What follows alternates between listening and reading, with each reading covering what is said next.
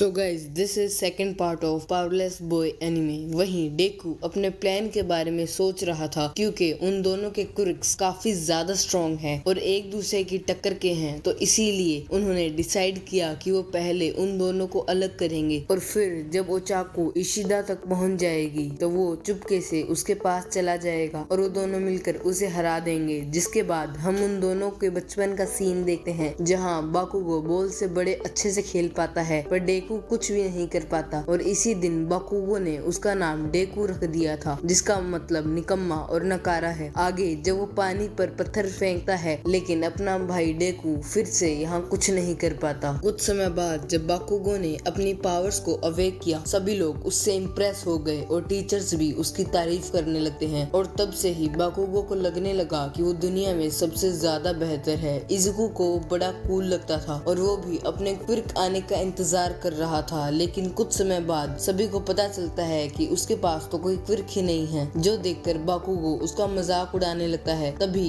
एक दिन बाकुगो नदी में गिर जाता है पर उसके दोस्त कहते हैं कि तू तो बाकुगो है और तुम्हें मदद की क्या जरूरत है। हाँ मैं बाकुगो हूँ, मुझे मदद की कोई जरूरत नहीं है। पर इजुकू वहाँ जाता है और कहता है बाकुगो क्या तुम ठीक हो, तुम्हें लगी तो नहीं। लेकिन बाकुगो को ये चीज बिल्कुल पसंद नहीं आती और उस दिन भी इजुकू उसे बस बचाने ही गया था। मैं उससे ज्यादा बेहतर हूँ, मुझे उसकी मदद की जरूरत नहीं। दूसरी तरफ ओचाको इशिदा तक पहुँच जाती है। मुझे हीरो बनने के लिए विलन बनना ही होगा, मैं बहुत ही खतरनाक हूँ। उसकी ऐसी बड़बड़ सुनकर ओचाको हंसने लगती है, लेकिन इसकी वजह से इशिदा को उसके वहाँ होने का पता लग जाता है। तुम अपनी पावर से चीजों को उड़ा सकती हो ना, इसीलिए मैंने सब कुछ खाली ही कर दिया और तुम हार चुकी हो ओचाको। इसके बाद ओचाको इजुकू को सब कुछ बता देती है और अब उनके पास सिर्फ 1 मिनट ही है। लेकिन तभी वहाँ बाकुगो आ जाता है। तुम्हें क्या लगता है तुम अपने क्विर्क का बिना यूज करे मुझसे जीत सकते हो? लेकिन इजुकू उसके सामने डट के खड़ा था और वो कहता है कि वो उससे नहीं डरता। बाकुगो का कॉस्ट्यूम इस तरह से बना हुआ था कि उसका पसीना उस ग्रेनेड में इकट्ठा होता रहता है और जिसकी मदद से वो टाइम आने पर एक पावरफुल अटैक कर सकता है। लेकिन ऑल माइट उसे ऐसा करने से मना करता है क्योंकि इस हमले से इजुकू की जान भी खतरे में आ सकती है। पर बाकुगो कहता है कि ऐसा नहीं होगा और वो उस ग्रेनेड की पिन को खींच देता है। वो धमाका इतना ज्यादा पावरफुल था कि उस बिल्डिंग का निचला हिस्सा तो गायब ही हो जाता है, जिससे किसी तरह इजुकू बच तो जाता है पर अब उसकी डर के मारे हालत खराब हो चुकी है। वहीं धमाके की आवाज सुनकर इशिदा पूछने लगता है कि वहाँ क्या चल रहा है। इस मौके का फायदा उठाकर ओचाको अपनी पावर्स को यूज करके वेपन की तरफ जाने लगती है, पर इशिदा उसे रोकने की जगह उस वेपन को ही लेकर भाग जाता है। वहीं दूसरी तरफ इशिदा बाकुगो से लड़ने की जगह ओचाको से वहाँ की सिचुएशन के बारे में पूछने लगता है। खुद को इग्नोर होता देख बाकुगो बहुत ज्यादा गुस्सा हो जाता है। भाई पिछले एपिसोड से इसका गुस्सा बढ़ता ही जा रहा है पर हुआ इससे फिर भी कुछ नहीं। अगर तुमने उस अटैक का फिर से यूज किया तो तुम फेल हो जाओगे, क्योंकि एक असली विलन अगर ऐसा करेगा तो उसकी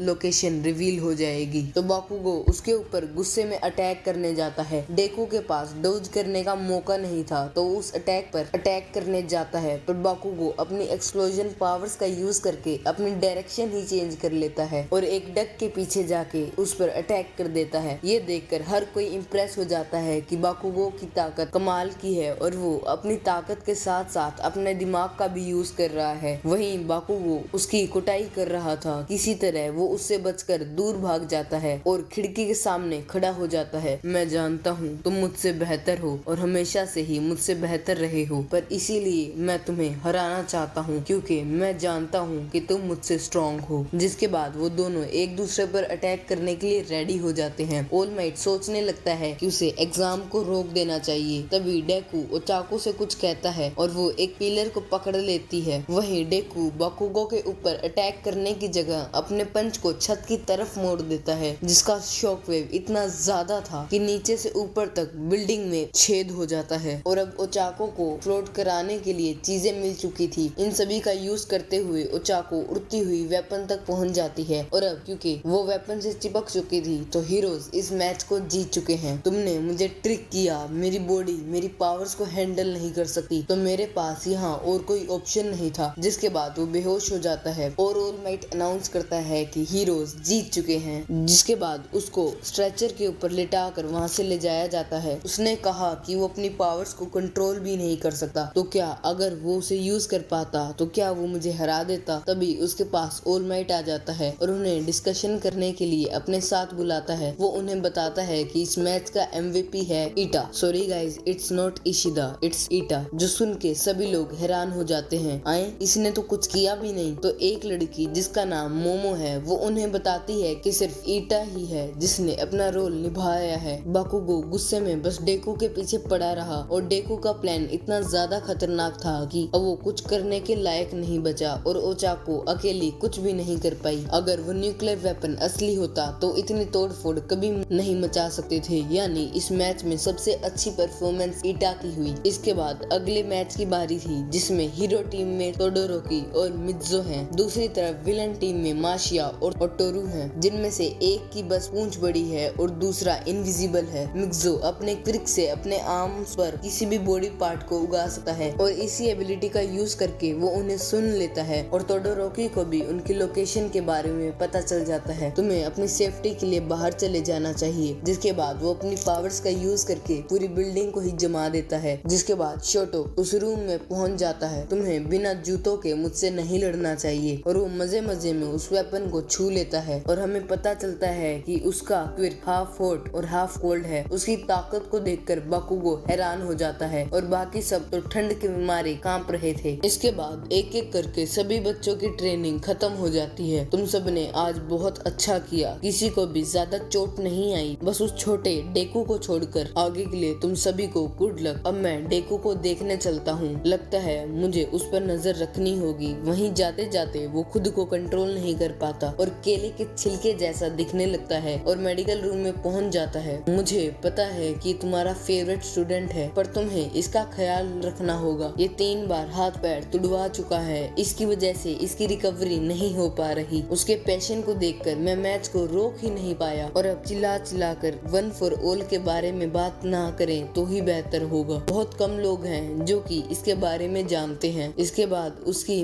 मरहम पट्टी करके रिकवरी गर्ल उसे वापस भेज देती है। जब वो क्लासरूम में एंटर होता है, सभी स्टूडेंट उसकी लड़ाई की तारीफ कर रहे थे। जिसके बाद वो सभी स्टूडेंट्स इजुको को अपना इंट्रोडक्शन देते हैं। तभी वहाँ पर ओचाको पहुँच जाती है और इजुको को देखते ही उसका हालचाल पूछने जाती है। मैं पहले से काफी ठीक हूँ। तभी वो देखता है कि क्लास में बाकुगो है ही नहीं और उसे पता चलता है कि बाकुगो बिना किसी को कुछ बताए अपने घर के लिए वापस चला गया है। तो वो उसे ढूंढने के लिए वहाँ से निकल जाता है। उसे बाकुगो वहाँ से जाते हुए दिखता है। तुम यहाँ किस लिए आए हो, मेरी बेइज्जती करने? इजुको उसे बता देता है कि उसे ये पावर किसी और से मिली है, पर मैं तुम्हें ये नहीं बता सकता कि मुझे ये पावर्स किसने दी। मैं अभी इस पावर को कंट्रोल नहीं कर सकता, इसलिए मैं बिना इसका यूज किए तुमसे लड़ रहा था, पर तुम्हें हराने के लिए मुझे इसका यूज करना ही पड़ा। पर जब मैं इस पावर को अपना बना लूंगा, मैं तुमसे वापस लड़ूंगा और तुम्हें जरूर हराऊंगा। अरे बाप रे, फ्लो में ज्यादा ही बोल दिया मैंने। तुम मुझे बेवकूफ समझते हो, तुम्हें पावर्स किसी और ने दी है। मेरा और कितना मजाक उड़ाना चाहते हो? तुम पहले ही मुझे हरा चुके हो और अब कितनी बेइज्जती करना चाहते हो। और वैसे भी मैं सिर्फ ट्रेनिंग एग्जाम में ही फर्स्ट आया हूँ, उसके अलावा कुछ नहीं। जब मैंने उस लड़के की पावर्स को देखा, मुझे लगा कि मैं उसे कभी भी नहीं हरा पाऊंगा। ऊपर से उस लड़की ने जो जो कहा वो सब कुछ सच ही तो था। अपनी जीत को एंजॉय कर लो डेकू, इसके बाद तुम्हें कुछ नहीं मिलेगा।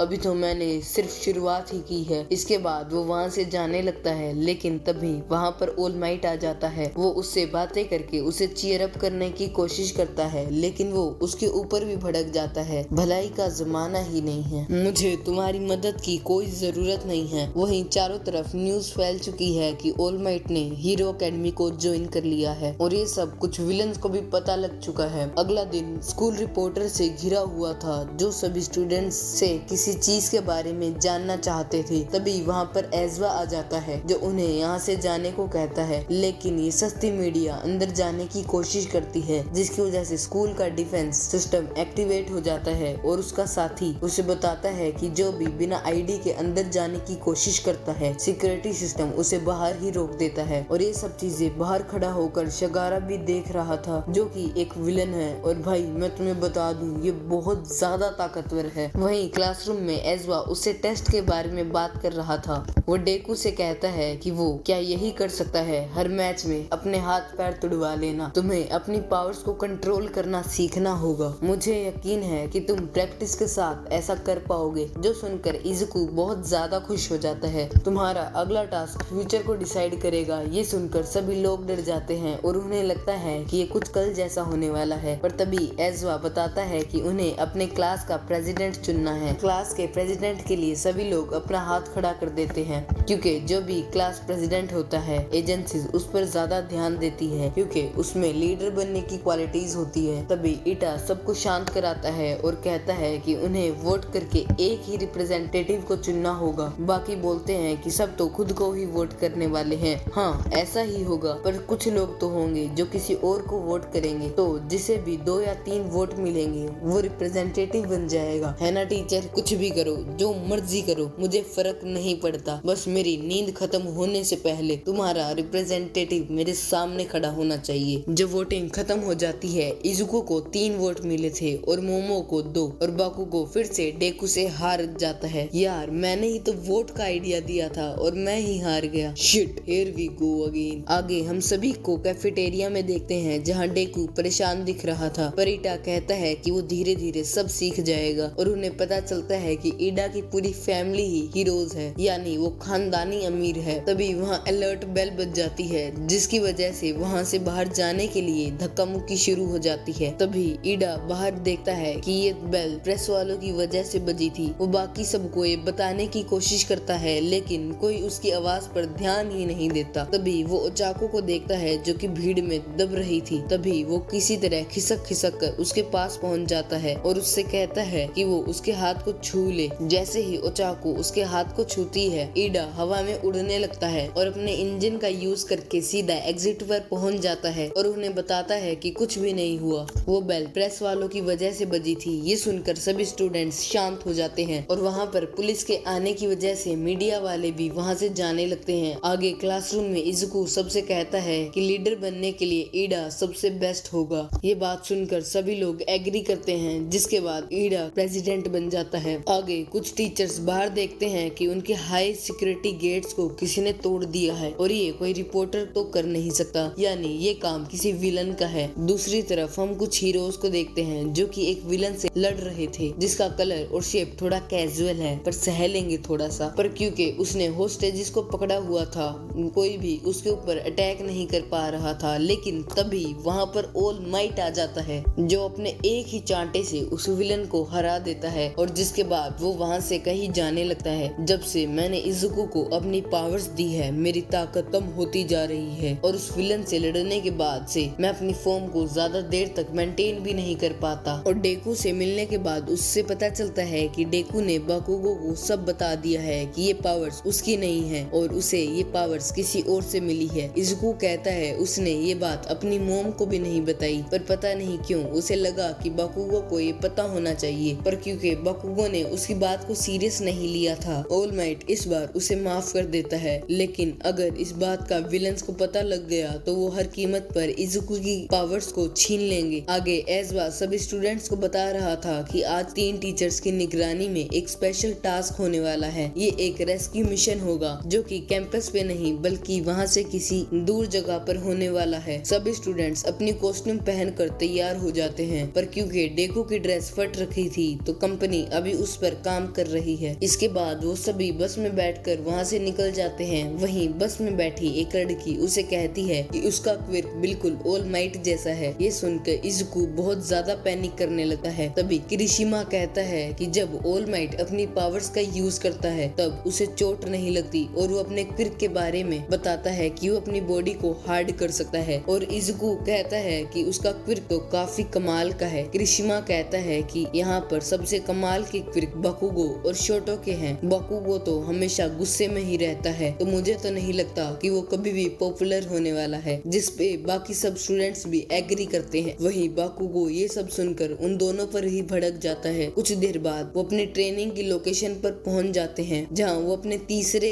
इंस्ट्रक्टर स्पेस हीरो से मिलते हैं, जो कि उन्हें सारी जगह का टूर देती है। वो बताती है कि इस जगह में अलग अलग एनवायरनमेंट को डिजाइन किया गया है ताकि स्टूडेंट सीख सके कि इन सिचुएशंस में वो खुद को कैसे संभाल सकते हैं। और इस पूरी जगह को उसने ही डिजाइन किया है और इसका नाम है U USG UN for sun simulation joint. पर तभी वहाँ पर एज़वा आ जाता है और ऑल माइट के बारे में पूछता है। स्पेस हीरो उसे बताती है कि उसने अपनी पावर्स को कुछ ज्यादा ही यूज कर लिया है, इसलिए अभी वो आराम कर रहा है। आगे स्पेस हीरो उन्हें बताती है कि उसका क्विर्क ब्लैक होल है जिससे वो कहीं भी ओपन कर सकती है, पर इससे लोगों की जान भी जा सकती है। साथ ही उनके क्विर्क्स भी ऐसे ही हैं जिनसे सिविलियंस को नुकसान पहुंच सकता है, इसीलिए उन्हें अपनी पावर्स को संभाल कर यूज करना चाहिए। और आज वो यही सीखने वाले हैं कि वो अपनी पावर से लोगों को रेस्क्यू कैसे कर सकते हैं। लेकिन तभी वहाँ पर लाइट चली जाती है। वहाँ पर एक पोर्टल खुलता है जिसके अंदर से काफी सारे विलन्स बाहर आते हैं और इनमें से एक विलन है शिगराकी। स्टूडेंट्स को लग रहा था कि ये उनका टेस्ट है, पर एज़वा उन्हें बताता है कि ये कोई टेस्ट नहीं है, यहाँ तो सिर्फ 2 ही हीरोज हैं। हमारी इंफॉर्मेशन के हिसाब से यहाँ ऑल माइट को भी होना चाहिए था। उनकी बातें सुनकर एज़वा समझ जाता है कि उस दरवाजे को इन्होंने ही तोड़ा था और यहाँ symbol of peace all might को मारने आए हैं। पर क्योंकि वो यहाँ पर नहीं है तो वो डिसाइड करते हैं कि वो एक एक करके इन बच्चों को मारते जाएंगे जब तक ऑल माइट यहाँ नहीं आ जाता।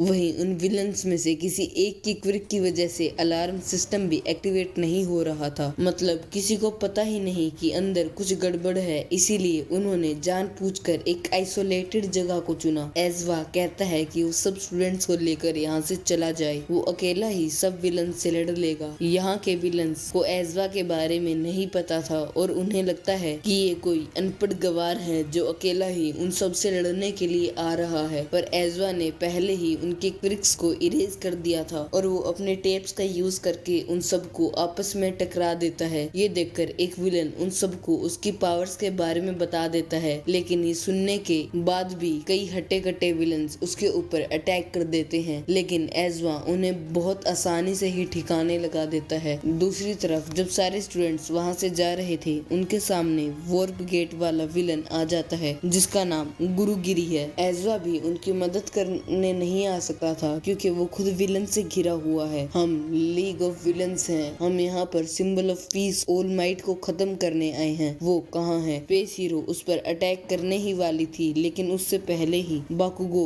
और किरिशिमा उसके ऊपर अटैक कर देते हैं। इसकी वजह से वहाँ एक धमाका हो जाता है। उन्हें लगता है कि उन्होंने उसे हरा दिया, पर जब सारा धुआं हट जाता है तो वो देखते हैं कि कुरोगिरी को कुछ भी नहीं हुआ। तभी कुरोगिरी उन सभी स्टूडेंट्स को अपनी पावर के अंदर खींच लेता है। कुछ स्टूडेंट्स उससे बच तो जाते हैं, पर अब वहाँ एक बड़ा सा पोर्टल जैसा बन चुका था। कुरोगिरी सभी स्टूडेंट्स को अलग करने लगता है। इजुको किसी पानी वाली जगह में गिरता है जहाँ एक विलन उसके ऊपर हमला करने आता है, पर एन वक्त पर सुआ आकर उसे बचा लेती है और अपनी जीभ में उसे लपेटकर पानी के ऊपर ले जाती है। और हम देखते हैं कि जिस एरिया में वो सब आए थे वो है शिपरैक जोन। उसके बाद वो मिनाटा को भी बचाती है, पर वो कुछ ज्यादा ही चेपू हो रहा था तो वो उसे पटक देती है और डेको को बताती है जो कुछ भी फ्रोक कर सकता है वो सेम चीज सुआ भी कर सकती है। और तभी उन पे कुछ विलन्स अटैक कर देते हैं। कहीं उन्होंने ऑल माइट को मारने का तरीका तो नहीं ढूंढ लिया? मैं ऐसा नहीं होने दे सकता, हमें ऑल माइट को बचाने के लिए इन सब से लड़ना होगा।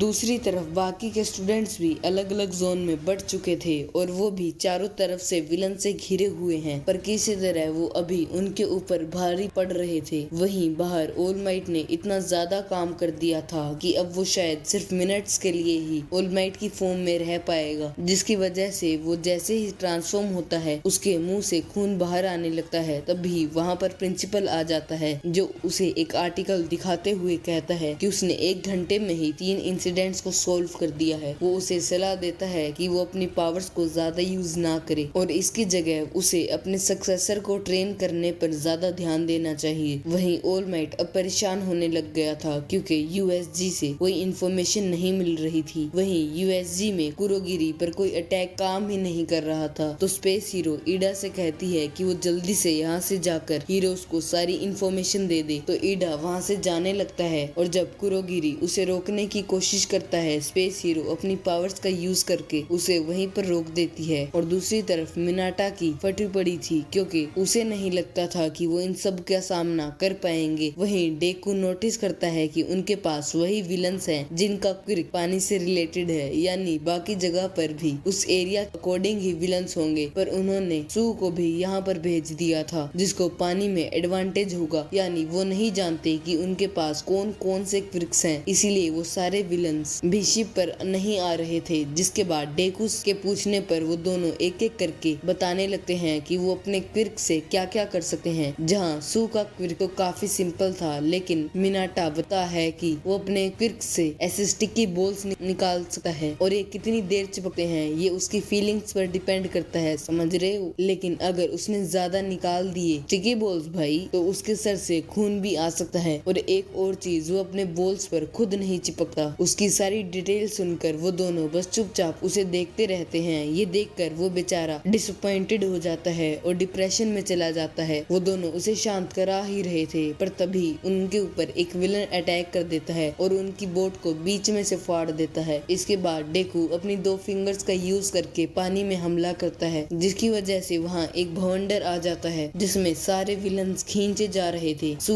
हवा में कूद जाती है और उसने मिनाटा और डेकू को भी पकड़ लिया था। मिनाटा अपने सर से लगातार बॉल्स को फेंकता ही जा रहा था, जो कि भवंडर में खींचे जा रहे थे और विलन से चिपक जाते हैं। और जब वो सब एक जगह पर इकट्ठा होते हैं, वो विलन्स आपस में ही चिपक जाते हैं और वो तीनों बचकर वहां से बाहर आ जाते हैं। इसके बाद डेकू सोचता है कि उन्हें आगे क्या करना चाहिए, क्योंकि एज़्वा के सामने बहुत ज्यादा विलन्स हैं और वो अकेले इन सब का सामना नहीं कर सकता। इसीलिए डेकू कुछ ऐसा करना चाहता है जिससे वहाँ पर विलन्स तादाद थोड़ी कम हो जाए। दूसरी तरफ शोटो इंस्टेंटली सारे विलन्स को जमा देता है। वहीं शोटो नोटिस करता है कि ये विलन्स उतने ज्यादा भी पावरफुल नहीं हैं, यानी ऑल माइट को मारने के लिए इनके पास जरूर कोई और प्लान है। अगर तुम ज्यादा देर तक ऐसे ही जमे रहे तो तुम्हारी मौत हो जाएगी, और क्योंकि मैं हीरो बनना चाहता हूँ, मैं ऐसे होने नहीं दूंगा। तो बताओ तुम ऑल माइट को कैसे मारने वाले हो। दूसरी तरफ हम डेंकी, मोमो और क्योका को देखते हैं, जहाँ डेंकी उन्हें बताता है कि वो अपनी पावर्स का अगर यूज करेगा तो उन्हें भी झटका दे सकता है, क्योंकि वो उन्हें कंट्रोल नहीं कर सकता। तो क्योका उसके लात मारकर विलन्स की तरफ भेज देती है और वो उसे बिजली के झटके देने लगता है। तभी कुछ विलन्स उनके ऊपर हमला कर देते हैं, पर मोमो और क्योका मिलकर उनके हमले को खत्म कर देते हैं और डेंकी उन्हें बिजली के झटके देकर बेहोश कर देता है। इसके बाद क्योका अपने ईयरफोन जैक पावर्स का यूज करके बहुत ज्यादा तेज साउंड वेव्स को बाहर निकालती है, जिसकी वजह से सारे विलन्स के सर फटने लगते हैं। दूसरी तरफ मोमो का क्रिएशन है। इसकी मदद से जिसका भी मोलिकुलर स्ट्रक्चर उसे पता होगा वो उस चीज को क्रिएट कर सकती है। वो अपनी क्विर्क का यूज करके एक इंसुलेशन शीट बनाती है और डेंकी की तरफ इशारा करती है, जिसके बाद डेंकी अपने अल्टीमेट मूव का यूज करता है और वहां मौजूद सभी विलन्स को बिजली के झटके देता है, जिससे उन सभी की हवा निकल जाती है। और शीट को बनाने की वजह से उसके कपड़े फट चुके थे, पर इसके बारे में वो ज्यादा नहीं सोचती, क्योंकि वो अपने क्विर्क से और ज्यादा कपड़े बना सकती है। वही डेंकी जब अपने अल्टीमेट मूव का यूज करता है, उसके दिमाग में शॉर्ट सर्किट हो जाता है, जिसकी वजह से वो कुछ समय तक अनकॉन्शियस हो जाता है। दूसरी तरफ जब डेकू की टीम एज़्वा के पास पहुंचती है, वो देखते हैं कि एज़्वा अभी भी उनसे लड़ रहा है। तभी शिगाराकी उसकी तरफ बढ़ने लगता है। एज़्वा अपनी कोहिनी से उस पर अटैक करता है, पर वो अपने हाथ से ही उसे ब्लॉक कर लेता है। और जब एक पल के लिए वो अपनी आंखों को बंद करता है, तभी शिगाराकी अपने क्विर्क को एक्टिवेट कर देता है, जिससे एज़्वा का हाथ डिके होने लगता है। एज़्वा शिगाराकी से दूर हो जाता है, लेकिन अब सारे विलन्स उसके ऊपर हमला करने लगे थे और उसका वो वाला हाथ काम नहीं कर रहा था। लेकिन इतना ज्यादा थका होने के बाद भी वो उन विलन्स को इजीली हरा रहा था। तभी शिगाराकी उसे बताता है कि वो उसका ओपोनेंट नहीं है। तभी एज़्वा देखता है कि उसके पीछे एक बड़ा सा मॉन्स्टर खड़ा है, जो कि एज़्वा के ऊपर हमला कर देता है। दूसरी तरफ कुरोगिरी सबको ब्लैक होल में खींच रहा था, लेकिन तभी उसके पीछे एक पोर्टल खुल जाता है, जिसकी वजह से वो ब्लैक होल को अपने ही अंदर खींचने लगता है, जिसकी वजह से 13 को अपनी पावर्स डीएक्टिवेट करना पड़ता है, नहीं तो वो अपने ही ब्लैक होल में मारा जाता। मौका देखकर ईडा भी फिर से बाहर जाने की कोशिश करने लगता है और जब कुरोगिरी उसे रोकने आता है, शोजी आकर उसे पकड़ लेता है। पर जैसे ही वो गेट के पास पहुंचता है, कुरोगिरी उसके पीछे आकर उसे अपने अंदर खींचने लगता है, पर उराराका उसे पकड़कर हवा में उछाल देती है। और जब वो फिर से ईडा की तरफ जाने की कोशिश करता है, सीरो अपनी टेप का यूज करके उसे वापस से अपनी तरफ खींच देता है और रिकिडो टेप को पकड़कर उसे घुमाकर दूसरी तरफ फेंक देता है। इन सभी स्टूडेंट्स की मदद से ईडा वहां से बाहर जाने में कामयाब हो जाता है। एज़्वा की हालत देखकर वो तीनों काफी ज्यादा डर चुके थे। इस क्रिएचर को इसीलिए बनाया गया है ताकि ताकि ये सिंबल ऑफ पीस को मार सके। तभी कुरोगिरी उसे बताता है कि एक स्टूडेंट यहाँ से बचकर जा चुका है। शिगाराकी जानता है कि अगर और प्रो हीरोज यहाँ पर आ गए तो वो सब के सब पकड़े जाएंगे, तो वो वहाँ से जाने का डिसाइड करता है। लेकिन जाने से पहले मैं उसे बहुत ज्यादा दर्द देना चाहता हूँ। तभी अचानक से वो सू को छूने जाता है, पर एन वक्त पर एज़्वा अपनी पावर्स का यूज करके उसके क्विर्क को डीएक्टिवेट कर देता है। मौका देकर डेकू एक स्ट्रॉन्ग पंच से शिगाराकी के ऊपर हमला करता है। वो पंच बहुत ज्यादा स्ट्रॉन्ग था, पर इस बार डेकू ने अपनी पावर्स को कंट्रोल कर लिया था, इसीलिए उसके हाथ को कुछ भी नहीं हुआ। पर वो विलन भी सही सलामत था। ये देखकर इज़ुकू समझ जाता है कि वो इसी का यूज करके ऑल माइट को मारना चाहते हैं। तो दोनों के दोनों मरने ही वाले थे, पर तभी वहाँ पर ऑल माइट आ जाता है। ऑल माइट एक इंस्टेंट में ही अपने रास्ते के सभी विलन्स को हरा देता है, और इससे पहले कि वो दोनों कुछ कर पाते, वो एज़्वा के साथ साथ उन तीनों को भी बचा लेता है। इज़ुकू ऑल माइट को बताता है कि उसके पंच से उस विलन को कुछ भी नहीं हुआ। तुम फिक्र मत करो बच्चे, मैं सब कुछ संभाल लूंगा। तुम एज़्वा को लेकर यहाँ से चले जाओ। पर शिगाराकी ने नोटिस कर लिया था कि ऑल माइट पहले से कमजोर हो गया है। वो तीनों एज़्वा को लेकर वहाँ से चले जाते हैं, जिसके बाद ऑल माइट शिगाराकी पर हमला करने जाता है। पर वो मॉन्स्टर जिसका नाम नोमू है, वो बीच में आकर उसे बचा लेता है। और जब ऑल माइट उसे पंच करता है, उस हमले से भी नोमू का कुछ नहीं बिगड़ता। जिसके बाद ऑल माइट लगातार उसके ऊपर हमला करता है, लेकिन उसके किसी भी अटैक का नोमू पर कोई असर नहीं होता। तभी शिगाराकी उसे बताता है कि नोमू के पास शॉक एब्जॉर्बिंग पावर्स हैं, तो उसके इतने कमजोर पंचेस का उसके ऊपर कुछ असर नहीं होगा। तो ऑल माइट उसके पीछे जाता है और उसे उठाकर जमीन पर पटक देता है। उसकी फोर्स को देखकर सभी स्टूडेंट्स को लगता है कि ऑल माइट जीत गया, लेकिन जब सारा धुआं हट जाता है, हम देखते हैं कि कुरोगिरी ने अपनी पावर्स का यूज करके उसे बचा लिया था, और अब नोमू अपने हाथों से ऑल माइट को उसी जगह पर दबा रहा था जहां उसके जख्म था। शिगाराकी कहता है कि नोमू लगभग उसके जितना ही ताकतवर है, तो इस तरह के अटैक उसके ऊपर कुछ काम नहीं करने वाले। ऑल माइट उसके हाथ को छुड़ाने की कोशिश करने लगता है, लेकिन वो उसके हाथ को हटा ही नहीं पाता। जिसके बाद नोमू उसे पकड़कर कुरोगिरी के पोर्टल के अंदर ले जाने लगता है, ताकि वो उसे बांधकर उसे बीच में से काट दे। लेकिन इज़ुकू ये सब चीजें नहीं देख पाता, और वो एज़्वा को उन दोनों पर छोड़कर ऑल माइट की मदद करने के लिए जाने लगता। लेकिन एन वक्त पर कुरोगिरी उसके सामने आ जाता है। इज़ुकू उसके अंदर जाने ही वाला था, पर तभी वहाँ पर बाकुगो आ जाता है, जो अपने एक्सप्लोजन्स की मदद से कुरोगिरी को वहाँ से हटा देता है। जिसके बाद वहाँ बाकी के स्टूडेंट्स भी आने लगते हैं। शोटो अपनी पावर्स का यूज करके नोमू को जमाने लगता है, और किरिशिमा शिगाराकी के ऊपर हमला कर देता है। और अब बाकुगो ने कुरोगिरी को नीचे दबा रखा था। अगर तुमने हिलने की कोशिश करी तो मैं तुम्हारे शरीर के इतने छेद करूंगा कि तुम फटी हुई पतंग जैसे बन जाओगे। अरे भाई, तू विलन है या हीरो? कैसी बातें कर रहा है? तभी शिगाराकी के कहने पर नोमू अपनी बॉडी को एक पोर्टल से बाहर निकालता है, पर इसकी वजह से उसका एक हाथ और एक पैर टूट जाता है, जिसे शोटो ने जमाया था। लेकिन उसकी रीजनरेशन इतनी ज्यादा अच्छी थी कि कुछ ही सेकंड के अंदर उसकी सारी बॉडी पार्ट्स फिर से पहले जैसे हो जाते हैं। उसे देखकर ऑल माइट समझ जाता है कि उस मॉन्स्टर को डिजाइन ही उसे मारने के लिए किया गया है, जिसके अंदर कई सारे क्विर्क्स हैं। नोमू कुरोगिरी को बचाने के लिए बाकुगो के ऊपर हमला कर देता है, पर उसकी स्पीड इतनी ज्यादा थी कि कोई भी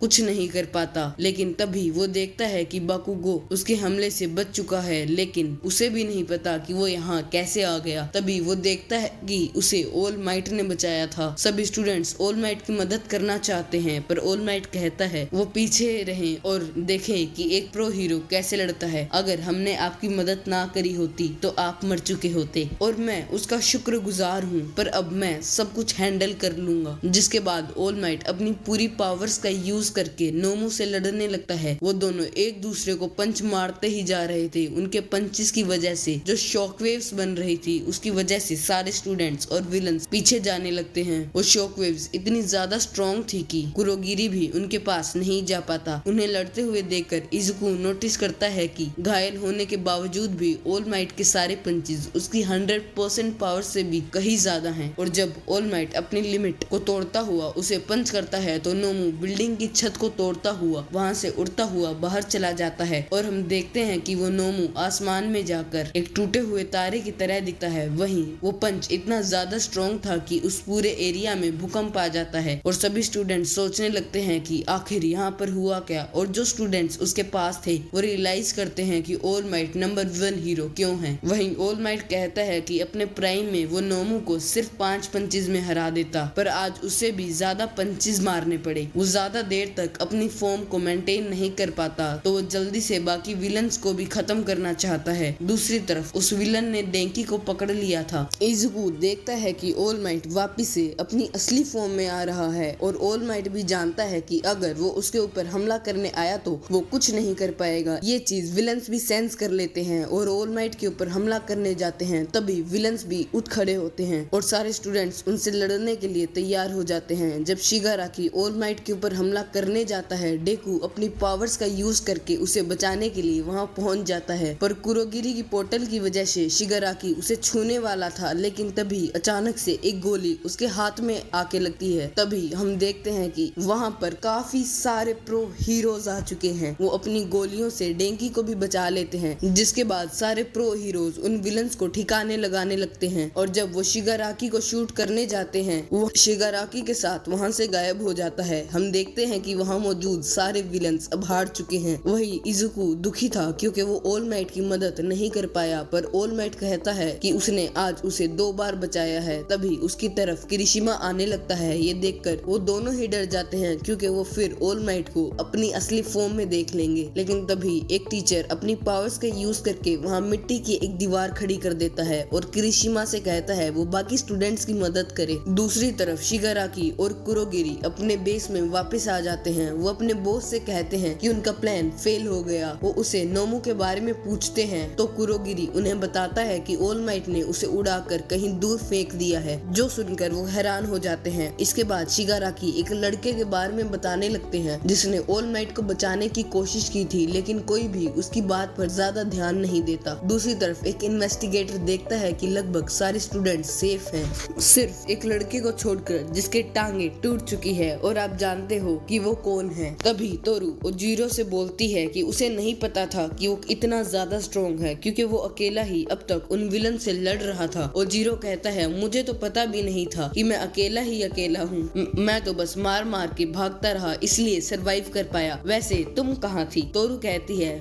मैं लैंडस्लाइड जोन में थी। तुम यकीन नहीं करोगे कि शोटू कितना ज्यादा ताकतवर है, मुझे तो पता भी नहीं था कि वहाँ है, मैं गलती से जमा चुकी थी उसे। आगे वो उन्हें बताती है कि एज़वा के दोनों हाथ टूट चुके हैं और चेहरे पर भी काफी चोटें आई है, पर वो जल्दी ही ठीक हो जाएंगे और साथ ही ऑल माइट और भी जल्दी ठीक हो जाएंगे। और हम देखते हैं कि पुलिस ने नोमू को पकड़ लिया था, जो कि अभी भी बिल्कुल सही सलामत दिख रहा था। जिसके बाद वो डिटेक्टिव ऑल माइट और इजुकू के पास जाता है, जिन्हें वो बताता है कि सारे स्टूडेंट्स और टीचर्स ठीक हैं। तो ओके गाइस, सेकंड पार्ट यहीं पर खत्म हो जाता है। नेक्स्ट पार्ट मैं 100 लाइक पे अपलोड कर दूंगा। तब तक के लिए बाय बाय।